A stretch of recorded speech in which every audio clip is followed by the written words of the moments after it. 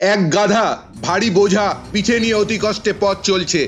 এমন সময় এক লড়াইয়ের ঘোড়া খটখট করে সেই পথে এসে গাধাকে বলল, এই গাধা, জলদি পথ ছেড়ে দে, নয়তো এক লাথি মেরে তোকে শেষ করে দেবো। গাধা ঘোড়ার হুমকি শুনে তখনই তাকে পথ ছেড়ে দিয়ে নিজের দুর্ভাগ্যের জন্য দুঃখ করতে লাগলো। কিছুদিন পর ওই ঘোড়া আবার যুদ্ধে গিয়ে এমন জখম হলো যে তাকে আর যুদ্ধক্ষেত্রে নিয়ে যাওয়াই চলে না, এমনকি তার উপর করে লড়াইও করা যায় না। ঘোড়ার মালিক তখন তাকে চাষের কাজে লাঙল টানতে পাঠিয়ে দিল।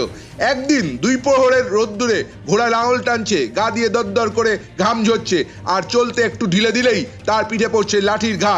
গাধাটা পাশ দিয়ে যেতে যেতে ঘোড়ার ওই অবস্থা দেখে নিজের মনে বলতে লাগলো, হায় রে কপাল, একেই একদিন আমি ঈর্ষা করেছিলাম, এখন এর যা অবস্থা তা দেখে চোখ দিয়ে জল আসছে।